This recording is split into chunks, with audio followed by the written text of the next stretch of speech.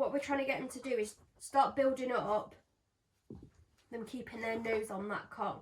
This is going to take some time. And what generally happens when people first start this is that people, the dog will just touch it and then glance up to focus on their human and go, found it. But actually, that's not what we want.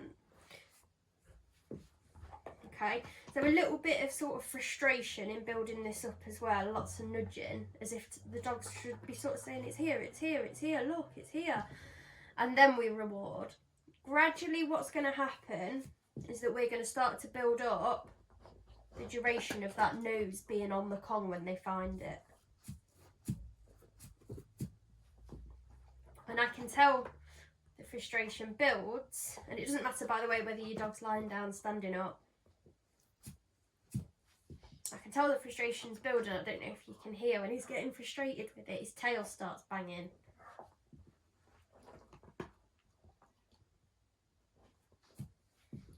Okay, you don't have to say anything here again. All you're doing is just building up the time their nose is spent on this Kong. Okay.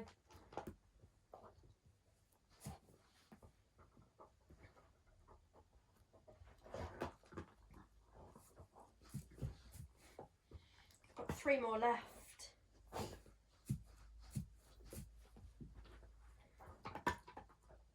And you know, again, if they bounce off,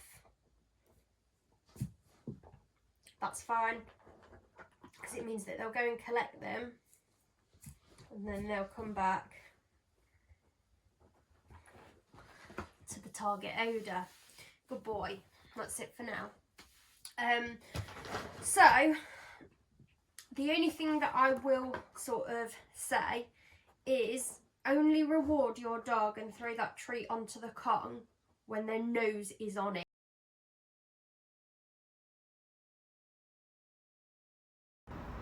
We have to make sure that we're really clear about what the rules are when it comes to indication. We want to make sure that our dogs are using their nose to indicate and not coming away from the target odour. So perfect there, but now he's lifted his head up and then he goes back to it and back to it.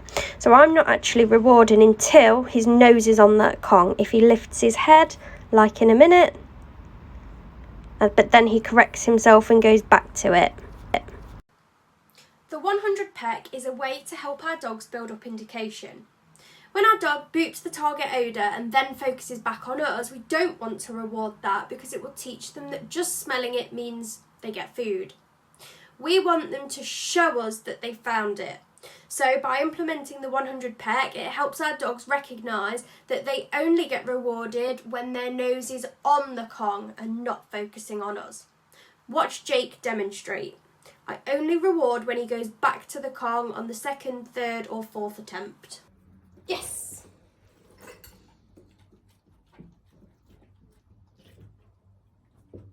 Yes! Yes! Yes!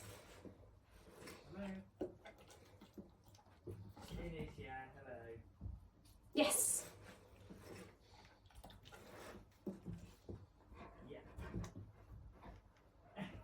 Yes. Yeah, he told me yesterday that he's had no warnings this week. Yes. Nothing else, so yeah. Yes. 3 o'clock. Okay, thank you. Thanks for letting Yes. me know. Cheers, bye. Yes. Yes. This is called the 100 peck because it's similar to when a chicken is pecking the ground, picking up food. Eventually your dog will learn that just waiting a second longer on the target will get them a reward quicker and uses less energy. So give it a go. Wait for your dog to go back to the target odour before rewarding.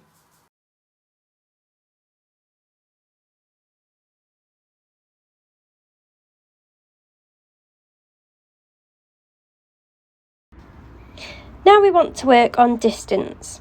While your dog is working on their indication or targeting the odour, just take one step to the side and then just reward again. We're going to start building this up using just one step at a time.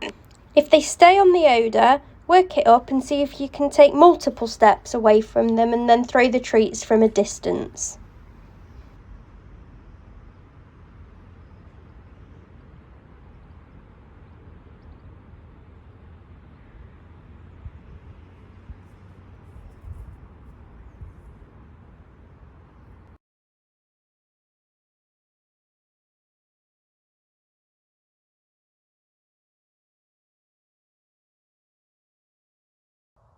Now for this task we are going to need 5 containers. I am using pots just because they're a bit less likely to get knocked over because they're a little bit heavier. You could also use a sort of Tupperware container. The problem with these is if your dog clips the end of them, they do a little flip. So I've opted for pots. What we're going to try and get Jake to do is pop his nose in the pot with the Kong in it and see if we can get a little second freeze in there as well.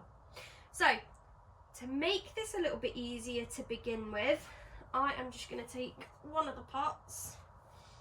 I'm going to pop the Kong inside. Search. Oh, that's just lazy. Okay, let me move it a little bit further away. Let's move them. Search. Yes. Good boy. Yes. Good lad. Okay. Jake. I know. Bed. Okay. So once they've done that with one, I know it's very exciting. Just wait there. Wait a minute. Good boy. Once they've done that with one pot, we can then upgrade to 2. Now you might want to repeat that a couple of times depending on how they get on, but for the sake of the speed of this video, let's just get on with it. I'm going to leave it in the same pot just because what's going to happen, this is going to start giving a little scent plume, which essentially means the scent's coming off the Kong. And although we can't see it or smell it, our dogs can smell this like cloud of scent of Kong. So if I move the Kong from there to there, it can get a little bit confusing. And we can do that later down the line, but for this very moment of where we are in the training, we just want to make it quite simple. So I'm going to search. Yes, good boy. I'm going to reward for when he puts his nose in the one with the Kong. Yes, good boy. Yes, good. Okay. Bed.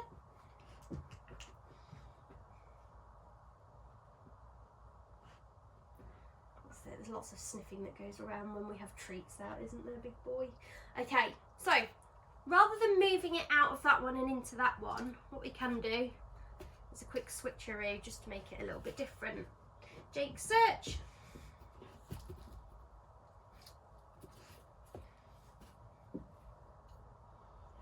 Yes, good boy. So you see how he really keeps his nose in there?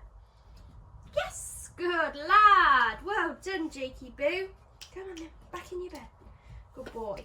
And then what we can do is add additional pots. Search. Yes. Good boy. Yes. Throw that one over there so I can just reset. Search.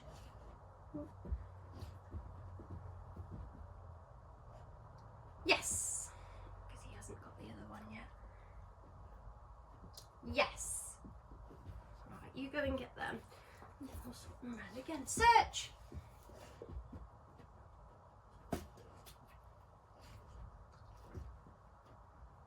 There's still a treat over there. There we go, he's got it.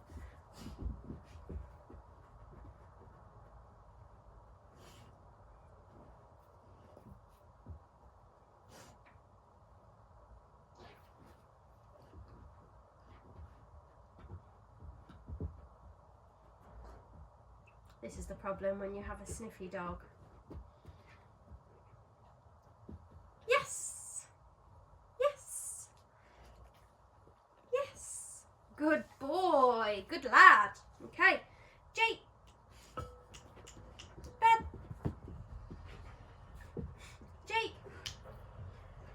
once he gets into it. He gets so eager. Jake, come on, in your bed. Good lad. Wait. Okay, so what we would generally do is build that up over a period of time, but for time's sake, what I am going to do now, I'm just going to add all 5 in. Okay, search. Yes.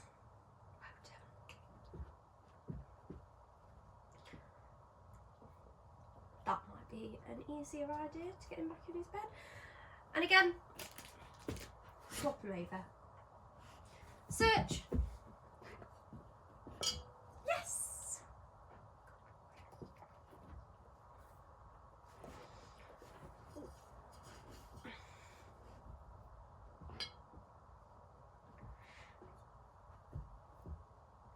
Yes, good lad.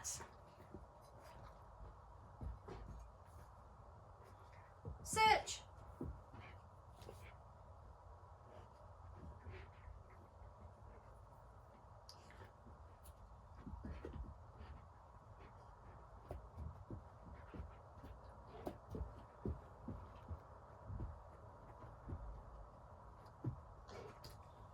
Yes, good boy. Yes. Good. Okay, Jake, in your bed. So you can see he went through every single one there, but he didn't keep his nose in. He took his nose straight out and was going through the rest of them, or going back to them to double check, until he found this one where he kept his nose in for a bit. So start with 2. If they're doing that quite nicely, build up to 3, and then see if you can do 5 and see how you get on with that.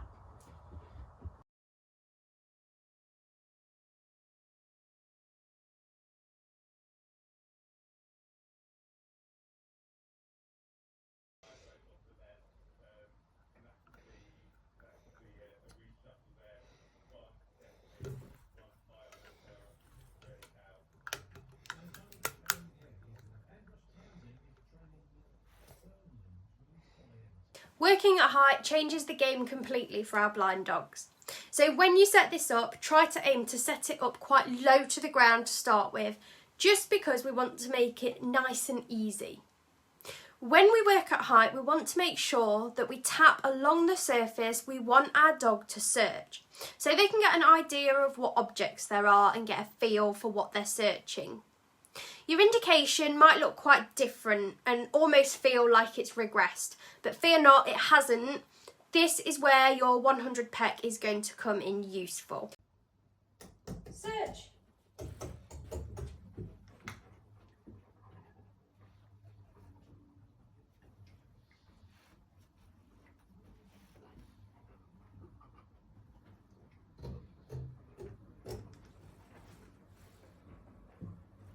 Yes. Just add water.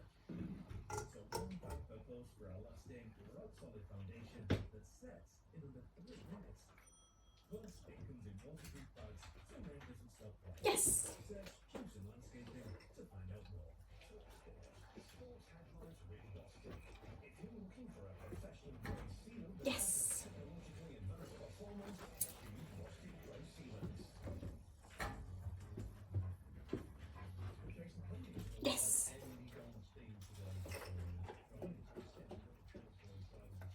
Yes.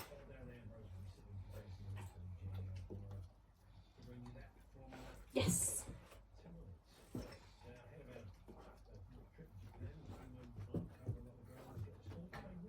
Yes.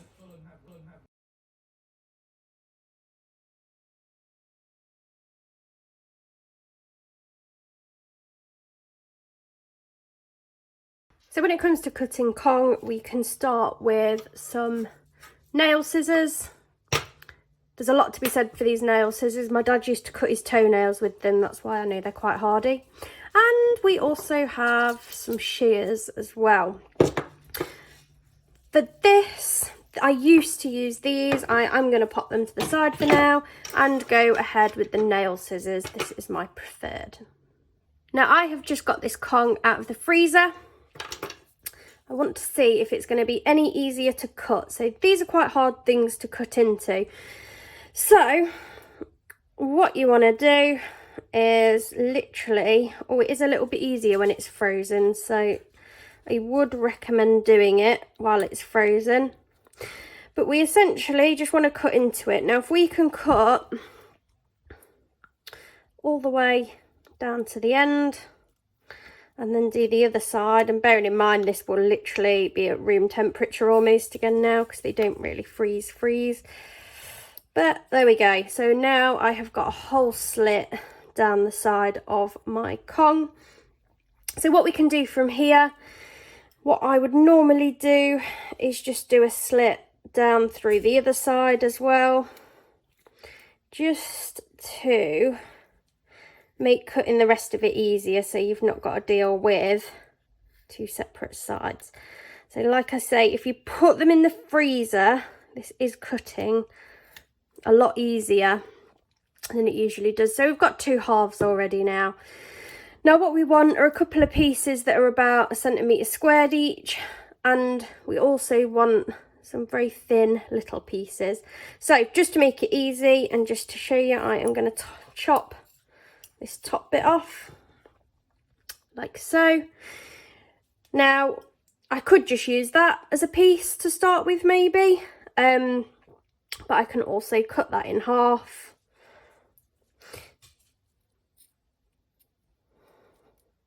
She says cut it in half, try not to cut my fingers off. There we go. So these are going to be nice little pieces to hide. So because it's smaller, it means that we have less scent coming from it. Obviously the bigger it is, the smellier it is, so the smaller it is, the less scent that we have coming from it. So you want a piece around about that sort of size there, just to start working on to start with. Also, when we cut these in half, these can be quite useful for working on indication. If we have a whole Kong, it can be quite wobbly. Once we've cut one in half, once it's down on the floor, they can't really sort of wobble it around. So yes, they could still pick it up, but sometimes it's easier to work on indication with that as well.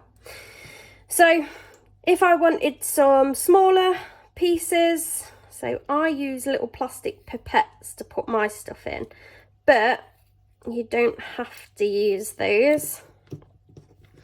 So you can just cut really, really tiny pieces off the edge. There we go, like that. So really sort of skinny.